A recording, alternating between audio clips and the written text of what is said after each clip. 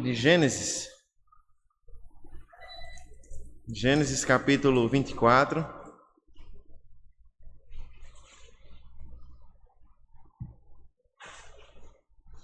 Gênesis capítulo 24. Nós vamos fazer a nossa leitura e a nossa reflexão nesse capítulo. Como os irmãos podem observar, esse é um capítulo bem extenso. Ele tem ao todo 67 versículos e é o maior capítulo de Gênesis. Então nós não vamos meditar nele todo hoje, nós iremos começar nossas reflexões nele hoje, mas com a graça do Senhor nós ainda veremos ele na próxima semana. Gênesis capítulo 24, nós iremos fazer a leitura a partir do versículo 1 até o versículo 9, e essa será a porção na qual nós iremos meditar nessa manhã. Com a graça do Senhor, nas próximas semanas nós iremos concluir, avançar mais durante o capítulo.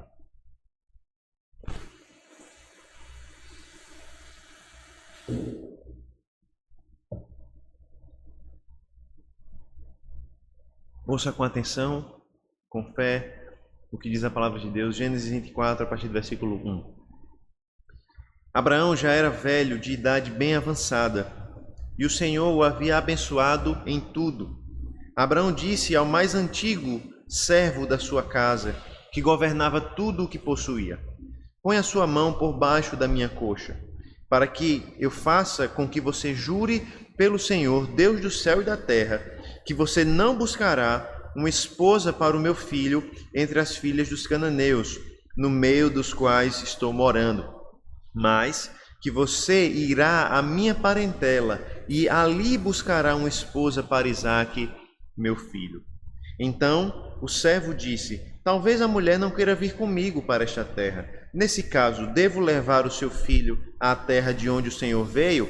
Abraão respondeu: cuidado, não faça o meu filho voltar para lá. O Senhor Deus dos céus, que me tirou da casa de meu pai e da terra dos meus parentes, e que me falou e jurou, dizendo: à sua descendência darei esta terra, ele enviará o seu anjo adiante de você, para que lá você encontre uma esposa para o meu filho. Caso a mulher não queira vir, você ficará desobrigado do seu juramento. Entretanto, não leve o meu filho para lá. Com isso, o servo pôs a sua mão por baixo da coxa de Abraão, seu senhor, e jurou fazer segundo o resolvido. Vamos mais uma vez ao Senhor em oração. Nessa manhã, nós vamos rogar ao Senhor que, através desse texto da sua santa palavra, Ele fale poderosamente aos nossos corações. Vamos mais uma vez ao Senhor em oração. Senhor, nós oramos ao Senhor, agradecidos porque na Tua palavra nós encontramos de fato o Evangelho, as palavras de vida eterna. Nós encontramos orientações práticas a respeito da nossa vida, a respeito das coisas comuns como trabalho, descanso, casamento, família. E mais do que isso, Senhor Deus, nós encontramos de fato as palavras que nos conduzem a Cristo, que nos conduzem ao nosso Salvador. Nós louvamos o Teu nome porque o Senhor, como Deus da história, como Deus que guia e que governa a história, tem guiado a história do Teu povo para nos levar até o Redentor. E por isso nós Te louvamos. Te pedimos, ó Deus, que nessa manhã nós possamos ir ao encontro do Redentor, para conhecê-lo melhor e para conhecer o Deus que guiou a história para que o Redentor viesse, para que o Redentor pudesse viver, morrer e ressuscitar por nós. Essa é a nossa oração, em nome do Senhor Jesus Cristo. Amém. Amém. Irmãos, como nós temos observado há algumas semanas, a história de Abraão está chegando ao seu fim. Depois de tudo aquilo que Abraão viveu, depois de tudo aquilo que Abraão experimentou na sua vida, Abraão tem visto a mão de Deus na sua história com o passar dos anos. Nós vimos que Deus chamou Abraão de uma terra estranha, de uma terra chamada Ur dos Caldeus, mandou com que ele saísse dessa terra onde ele servia a outros deuses, para então servir ao Deus verdadeiro, debaixo das promessas de que ele seria abençoado, de que ele seria uma grande nação e de que ele herdaria uma terra que seria a terra dele e da sua descendência. Nós vimos como Deus venceu obstáculos, ou foi vencendo obstáculos para o cumprimento dessas promessas. Como Deus venceu a idolatria do coração de Abraão e de Sara, como Deus venceu a dúvida que muitas vezes pairou no coração de Abraão e de Sara, como Deus venceu até mesmo a esterilidade de Sara, quando deu a capacidade a ela de dar à luz um filho, e esse filho chamou-se Isaque. Nós temos visto como Deus tem forjado a fé de Abraão, como Deus tem tratado o coração de Abraão. De forma que na última semana nós vimos um dos últimos episódios da vida de Abraão, quando ele teve de sepultar a sua amada esposa Sara. Nós vimos que com a morte de Sara, Abraão começa uma jornada para sepultá-la, não simplesmente para dar a ela um sepultamento digno, mais do que isso, para demonstrar a sua fé nas promessas, de que tanto ele quanto a sua esposa, quanto a sua descendência, seriam herdeiros daquela terra, da terra de Canaã, da terra prometida. Hoje, irmãos, nós vamos ver que Abraão dá mais um passo na sua demonstração de fé. Abraão já é um homem idoso, como nós vamos ver aqui no texto, e agora já com a sua idade avançada, ele já é um homem mais maduro, um homem mais experiente na fé, e agora ele compreende ainda melhor o papel das promessas de Deus na sua vida. Com a morte de Sara agora e com a sua idade já avançada, Abraão toma uma importante decisão para a sua descendência e para a sua própria vida e para o cumprimento das promessas de Deus. Abraão toma a decisão de preparar o casamento para o seu filho Isaque. E nós vamos ver que aquilo que é narrado no capítulo 24 é justamente essa história. A história dos preparativos do casamento de Isaque com Rebeca, e então, no fim do capítulo, o casamento entre Isaque e Rebeca. O que nós vamos começar a observar no início desse capítulo, do capítulo 24, é a postura de Abraão como pai na preparação do casamento do seu filho. E isso nos traz, certamente, importantes ensinamentos práticos sobre casamento, sobre família, sobre a criação dos filhos. Mas eu gostaria de lembrar aos irmãos que mais do que isso, mais do que conselhos sobre casamento, famílias, que nós encontramos aqui, nós podemos encontrar nessa passagem a providência de Deus, o Deus soberano que guia a história, guiando a vida de Abraão, a vida de Isaque, a vida do seu povo, para nos levar ao Redentor. Por meio daquilo que vai acontecer nessa manhã, irmãos, aquilo que é narrado nessa manhã, nós veremos como Deus guia a história para nos levar até o Redentor, para nos levar até ao descendente prometido de Abraão. É por isso, irmãos, que nós veremos nessas semanas, a partir da história do casamento de Isaque e de Rebeca, que em sua fidelidade, Deus guia a história do seu povo de geração em geração rumo ao Redentor. Deus guia a história do seu povo de geração em geração rumo ao Redentor. Nós vamos ver isso em alguns momentos. Hoje nós vamos ver a primeira parte.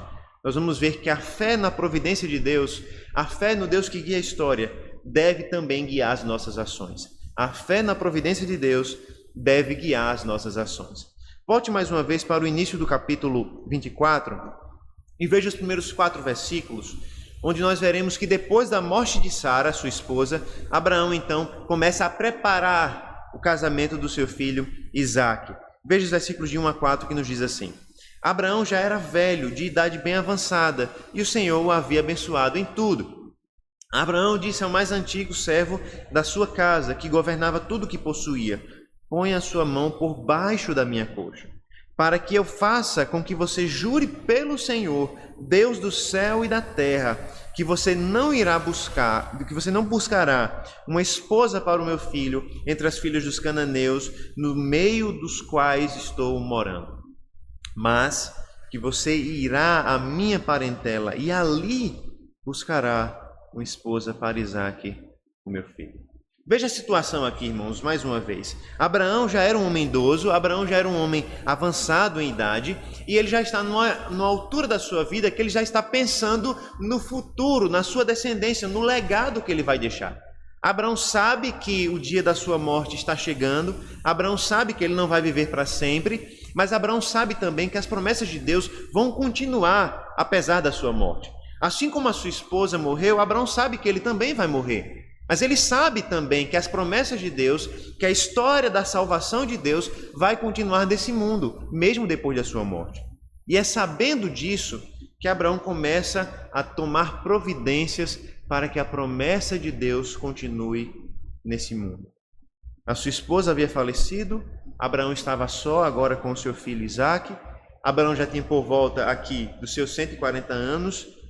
Isaque tinha por volta já dos seus 40 anos, então Isaque já não era um adolescente, né? Isaque já tinha por volta dos seus 40 anos.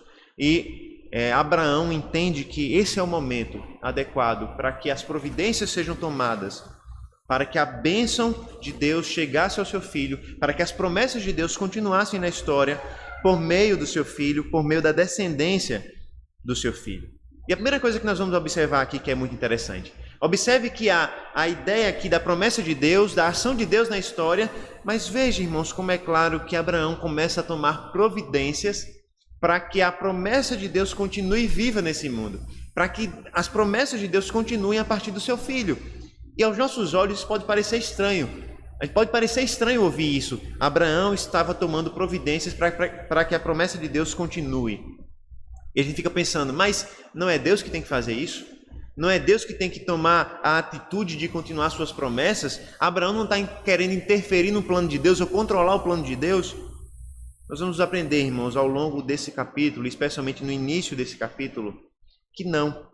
Que nós, como servos de Deus, somos chamados a agir na história, por meio da fé, crendo que as nossas ações são instrumentos de Deus e são usadas por Deus, para que Deus possa cumprir as suas promessas. Abraão não está interferindo na vontade de Deus. Pelo contrário, Abraão está sendo instrumento de Deus para que Deus faça a sua vontade no mundo. Nós vamos ver isso melhor. Observe antes que ele chama o seu servo mais antigo e o servo em que ele mais confiava, o servo que tomava conta de tudo aquilo que Abraão tinha. E veja, o texto é muito claro, né? Deus havia abençoado Abraão em todas as coisas. Abraão era um homem crente, Abraão era um homem muito bem respeitado. A gente viu ao longo da história de Gênesis que os povos em redor respeitavam e até mesmo admiravam Abraão. Além disso, Abraão era um homem muito rico, um homem muito próspero financeiramente. E a Bíblia nos diz que existia esse servo, talvez seja aquele mesmo servo Eliezer que ele fala no início da sua história, quando ele questiona a Deus: Senhor, será que eu vou deixar todos os meus bens para o meu servo Eliezer? Talvez seja, talvez nós não sabemos exatamente, mas é um servo mais antigo que Abraão tinha, o servo da sua confiança, o servo que administrava todos os seus bens, administrava todos os seus negócios, e ele chama esse servo para lhe dar uma missão importante: buscar uma esposa para Isaque. Na verdade, essa é a missão mais importante que esse servo teria na vida dele em relação a Abraão: buscar uma esposa para o filho do seu senhor, para Isaque. E a primeira coisa, irmãos, que nós devemos destacar aqui é a importância que Deus dá ao casamento aqui e a importância que Abraão dá ao casamento aqui. Observe, irmãos, que Abraão escolhe o melhor servo que ele tinha, o servo mais antigo, em que ele mais confiava, o servo que ele tinha domínio sobre todas as coisas de Abraão, e desloca esse servo para essa missão especial. Abraão dedica o melhor que ele possuía para a realização dessa missão, o casamento do seu filho. Depois disso, ele ainda chama esse servo e faz com que esse servo faça um juramento. E aqui é um juramento interessante, não é? Porque ele faz com que o seu servo coloque a mão por debaixo da sua coxa. Isso só vai acontecer novamente em outro texto das Escrituras, que é no texto de Jacó, né? Quando Jacó pede que José coloque a sua mão debaixo das coxas, da sua coxa, não é? Também faça um juramento. Nós não sabemos exatamente o significado dessa ação, né, de colocar a mão por debaixo da coxa. Não existe nenhum documento, não existe nenhum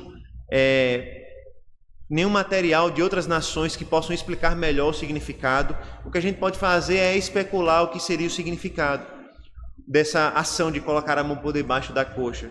O que normalmente é dito é que essa ação estaria ligada a descendência de Abraão, porque seria colocar a mão perto do órgão reprodutor masculino, né? E essa seria a ideia de que Abraão está jurando pela descendência dele. Abraão está jurando pelas promessas de Deus. Talvez isso seja verdade, a gente não sabe exatamente, mas o ponto é que esse gesto de colocar a mão debaixo da coxa demonstra a seriedade do que estava acontecendo ali.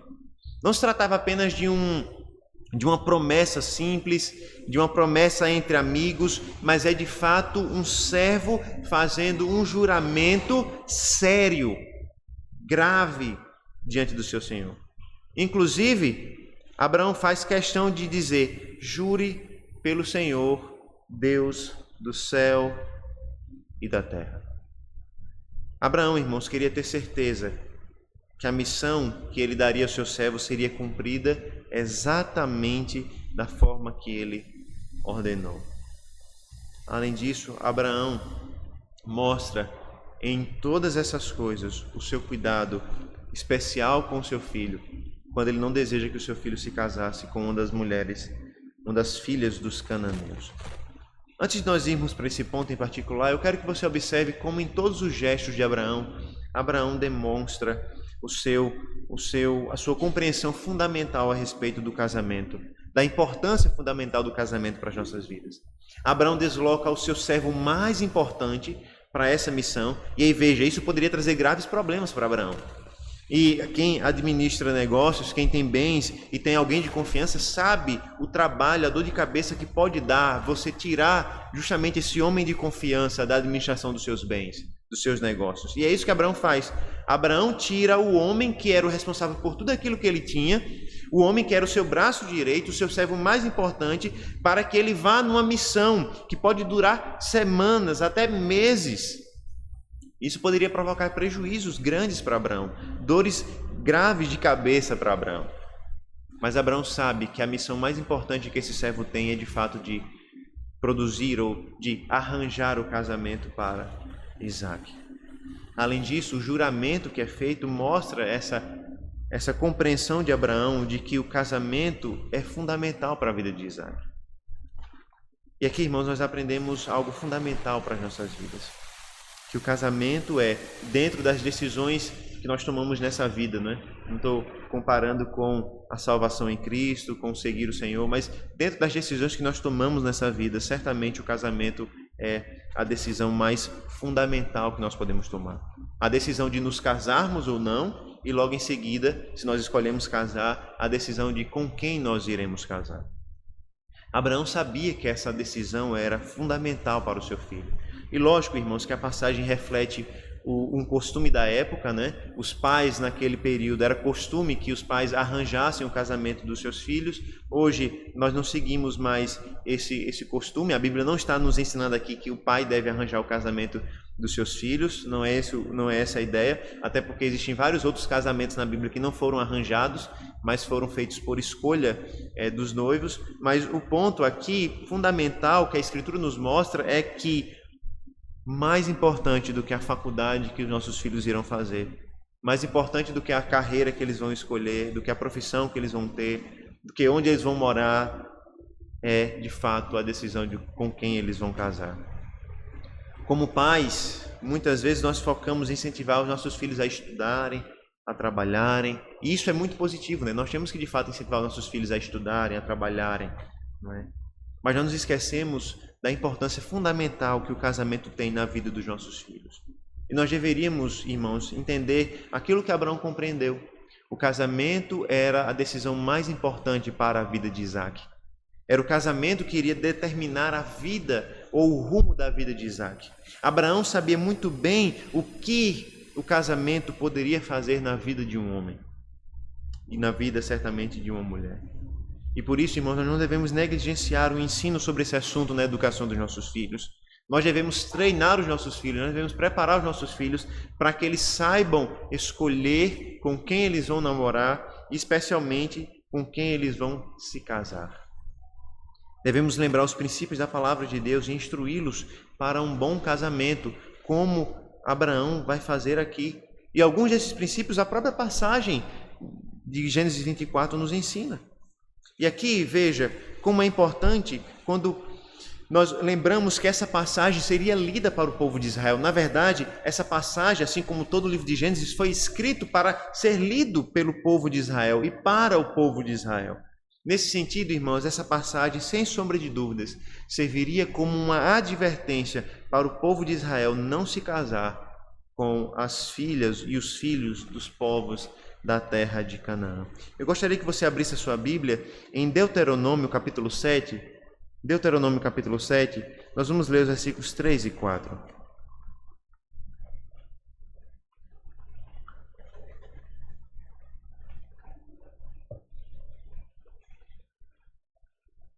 Observe que antes do povo entrar na terra prometida, Deus tem o mesmo cuidado que Abraão teve com o seu filho Isaque. Deuteronômio 7, versículos 3 e 4. Assim diz a palavra do Senhor. Não casem com pessoas dessas nações. Não deem as suas filhas aos filhos dessa gente. Nem tomem as filhas deles para os filhos de vocês. Pois elas levariam os filhos de vocês a se desviar de mim, para que servissem outros deuses. Assim, a ira do Senhor se acenderia contra vocês e depressa ele os destruiria. Veja que a preocupação, irmãos, de Deus aqui é a mesma preocupação de Abraão com o seu filho Isaque. A preocupação de Deus é com a fidelidade espiritual do seu povo. E Abraão sabe que para que Isaque permaneça apegado às promessas, permaneça apegado a Deus e à palavra de Deus, é necessário que ele tenha uma mulher apegada às promessas e apegada a Deus.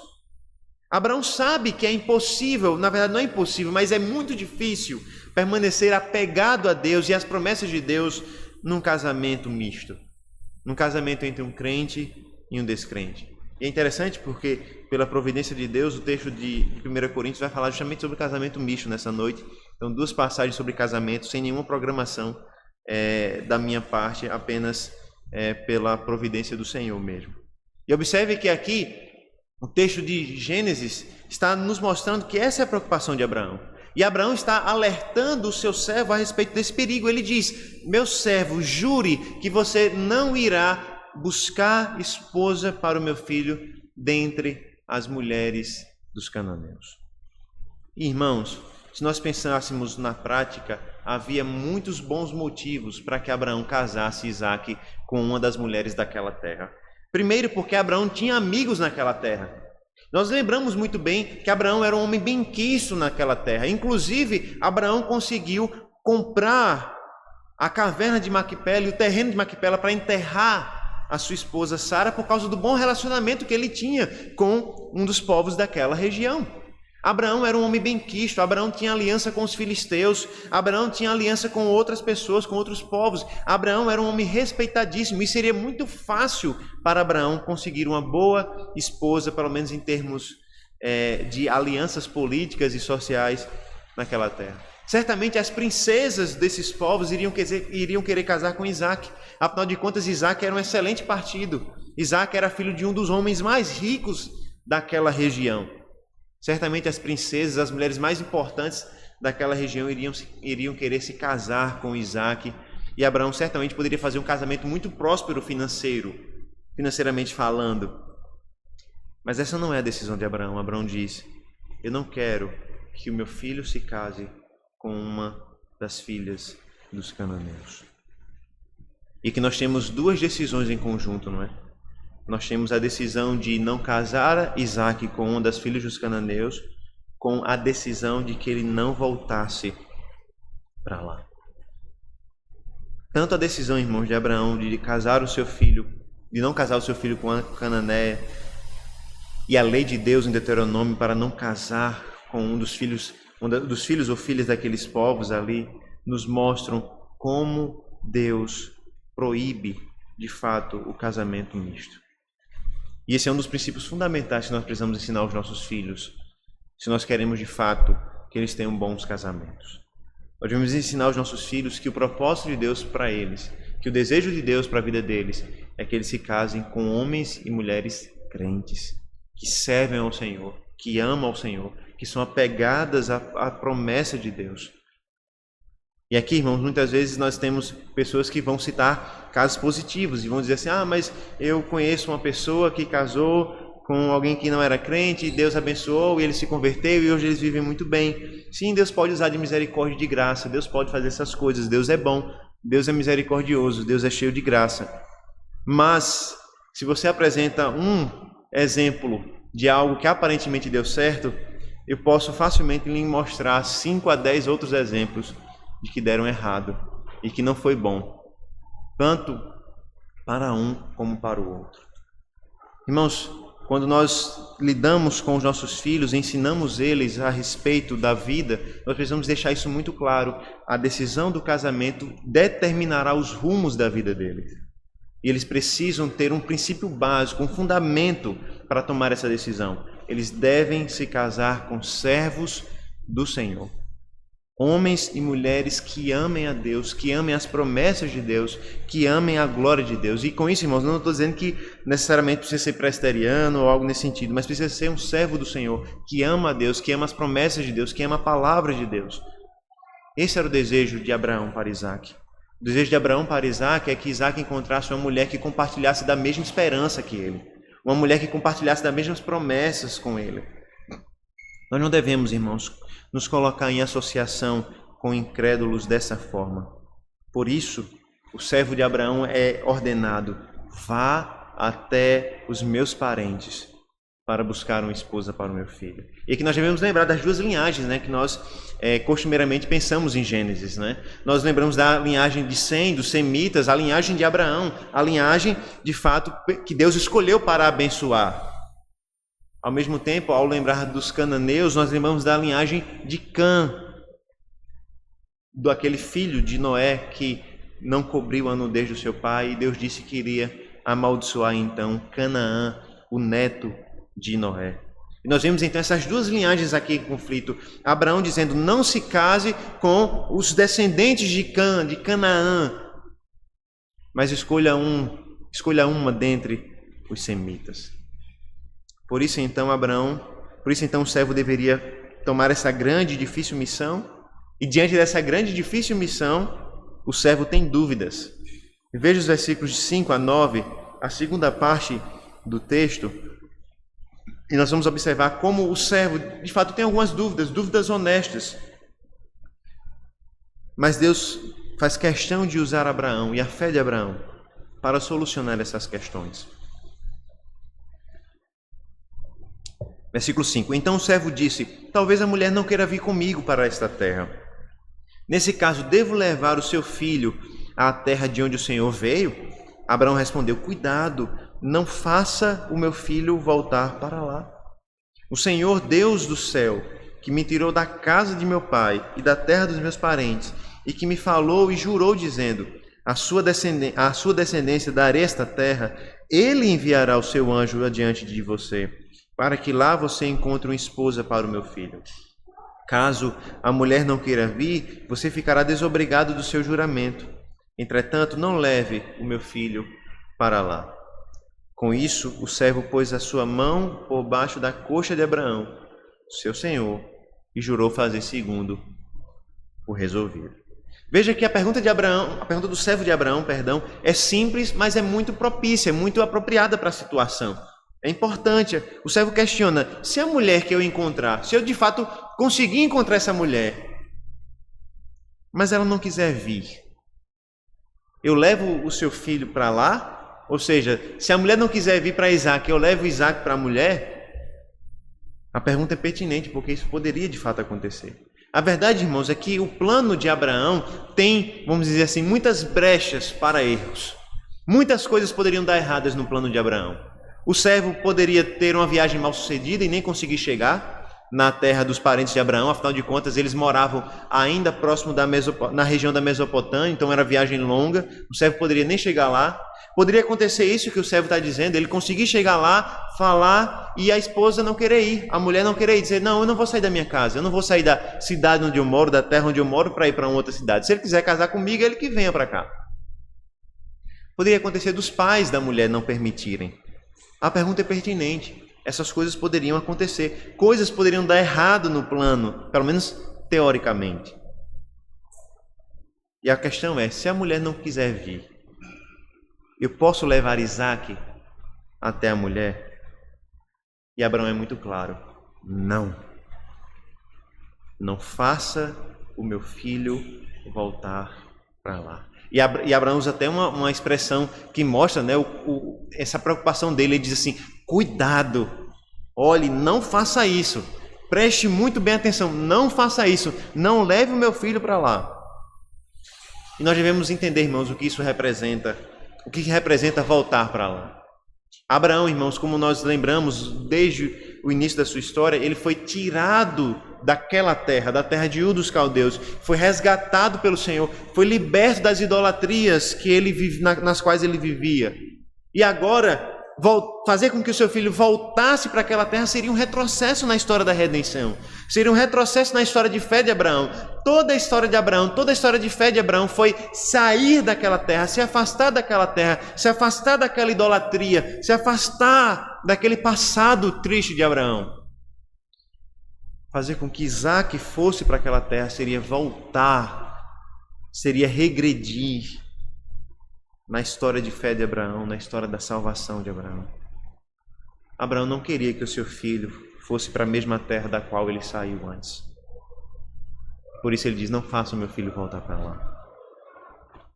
Irmãos, muitas vezes muitos de nós somos resgatados de Deus de uma terra muito distante. Na verdade, todos nós, mas especialmente alguns de nós, tiveram experiências difíceis e tristes no passado, que marcaram a nossa história certamente. E Abraão teve essas experiências. Abraão viveu longe de Deus parte da sua vida. E a preocupação de Abraão, a grande preocupação de Abraão é: eu não quero que meu filho chegue perto dessas experiências. Eu não quero que meu filho chegue perto dessa vida longe de Deus que eu vivi.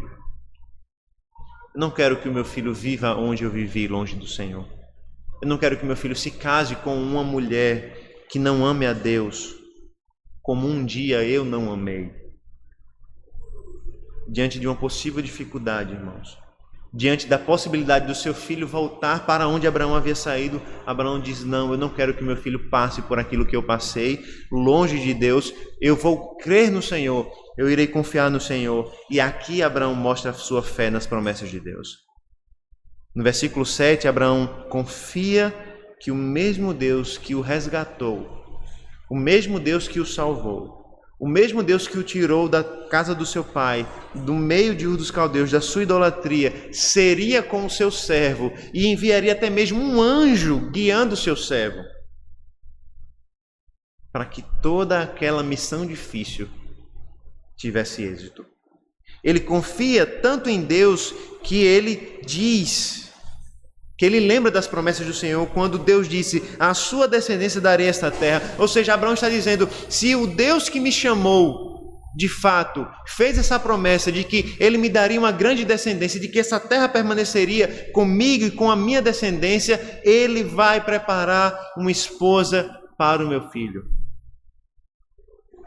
E aqui, irmãos, mais uma vez nós encontramos esse choque entre a providência de Deus, as ações de Deus na história e as nossas ações. Abraão sabe muito bem que Deus é poderoso o suficiente para providenciar aquilo que é necessário para o cumprimento das suas promessas. Abraão, irmãos, agora é um homem muito diferente daquele que nós conhecemos há alguns capítulos antes. Lembra que Abraão, para tentar apressar as promessas de Deus, para tentar cumprir as promessas de Deus com as suas próprias mãos, junto com Sara, montou um plano e teve relações com a sua serva Agar, e daquele relacionamento nasceu um menino chamado Ismael, que foi um grande problema, tanto pelo pecado das suas ações, como pelas consequências desse pecado.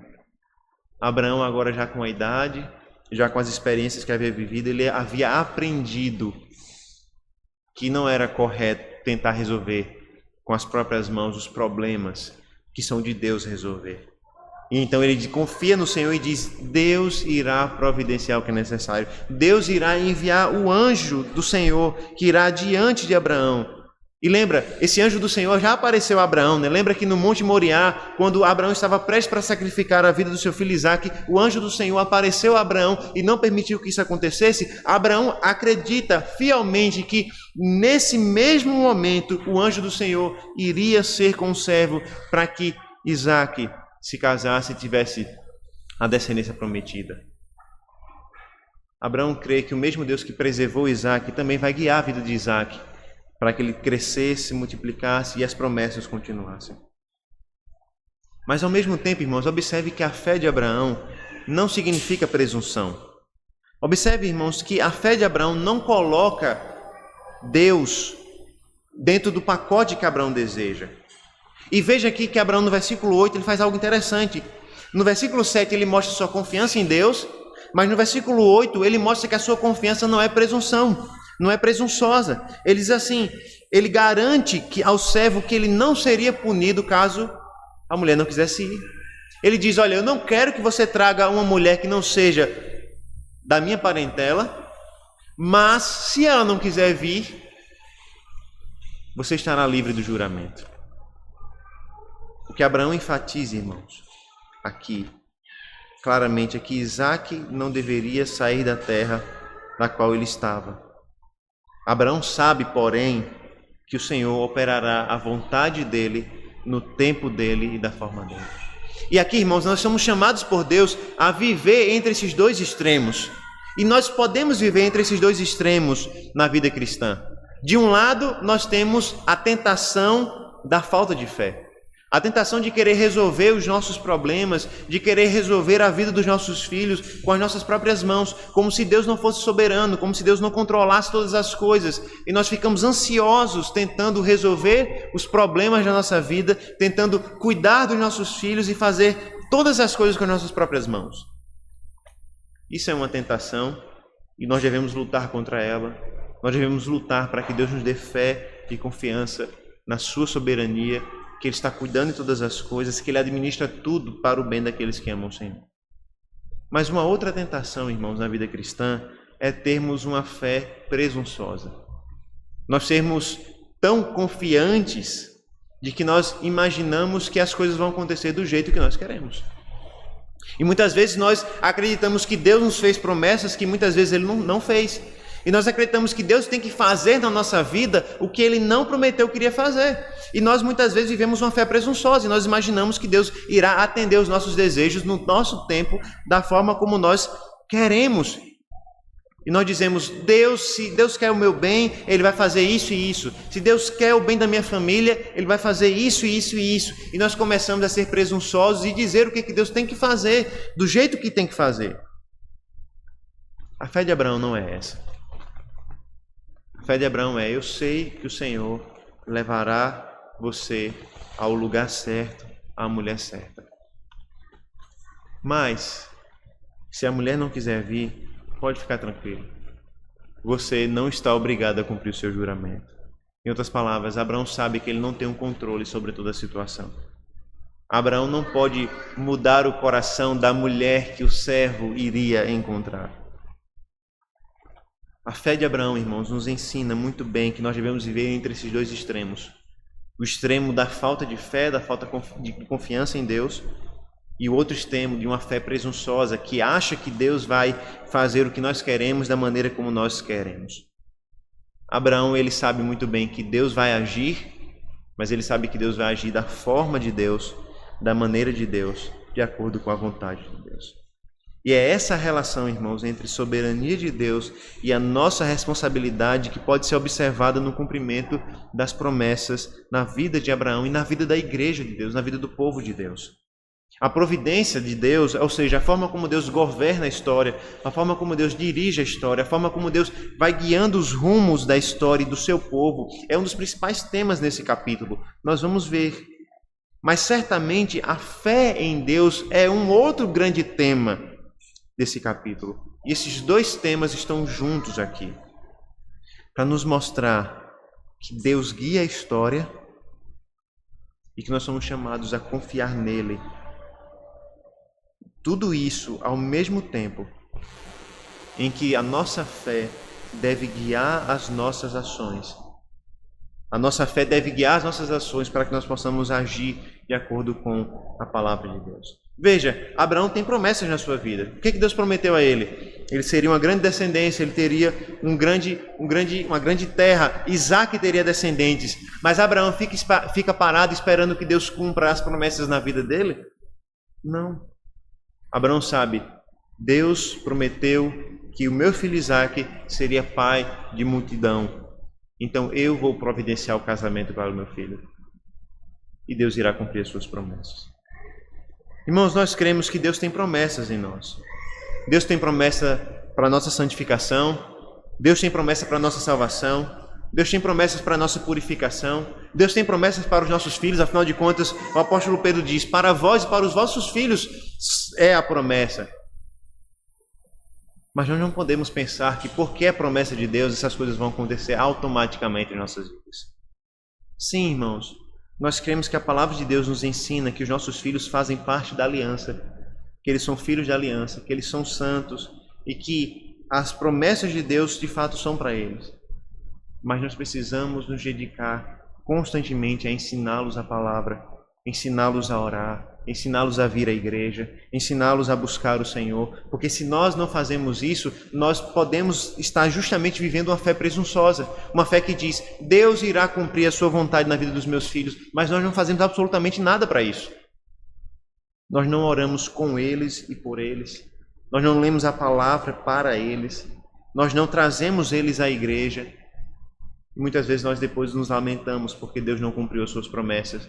E nós nos esquecemos que Deus cumpre as suas promessas, mas Ele usa as nossas ações para cumprir essas mesmas promessas. Nós devemos, irmãos, manter esse equilíbrio sábio entre a fé que guia as nossas ações e o domínio de Deus, a ação de Deus na história.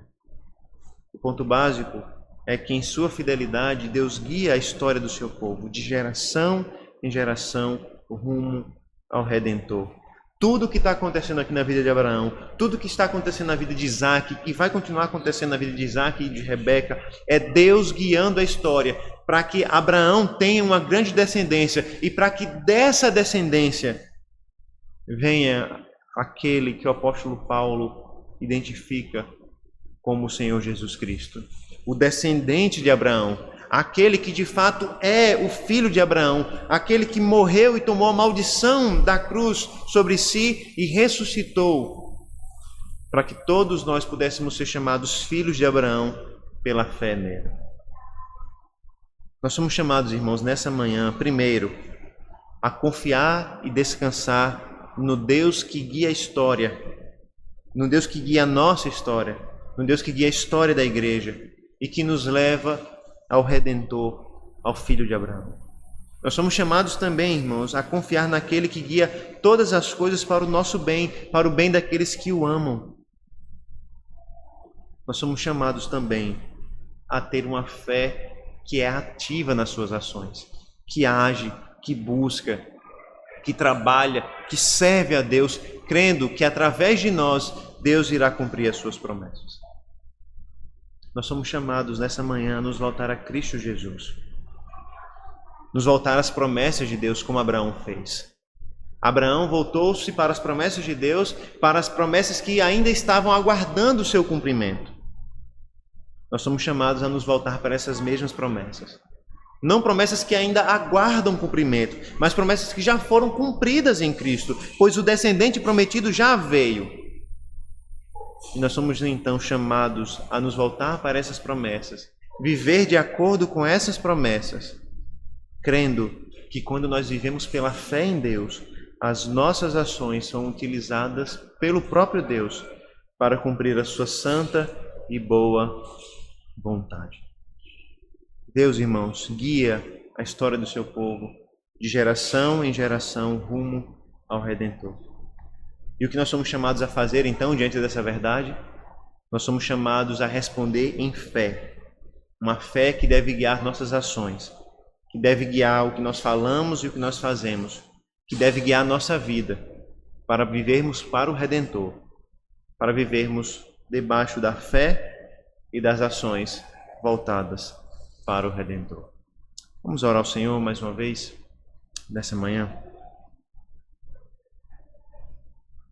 Senhor nosso Deus, nós louvamos o Teu nome, meu Pai, porque a Tua palavra nos ensina que na Tua providência o Senhor guia a história de geração em geração rumo às promessas, rumo ao cumprimento das promessas, promessas que começaram no jardim do Éden, promessas que foram passando de geração em geração, chegaram a Abraão e chegaram então a Isaac. Promessas que são nossas por herança, por meio da fé. Promessas que são dos nossos filhos, porque eles são filhos da aliança. Nós te pedimos, ó Deus, nos faz confiar no Senhor. Nos faz ter fé nas promessas. E que essa fé possa guiar as nossas ações. Ó Deus, que nós possamos viver em novidade de vida, crendo no Redentor Jesus Cristo. No Redentor que veio, que vive, que reina para todos sempre. Para que nós possamos fugir da falta de fé e fugir de uma fé presunçosa. Para que nós possamos, de fato, viver uma fé verdadeira nas promessas de Deus, uma fé que guia nossa história, uma fé que guia as decisões da nossa vida, que guia como nós vivemos nesse mundo. Essa é a nossa oração, em nome do Senhor Jesus Cristo, Pai. Amém.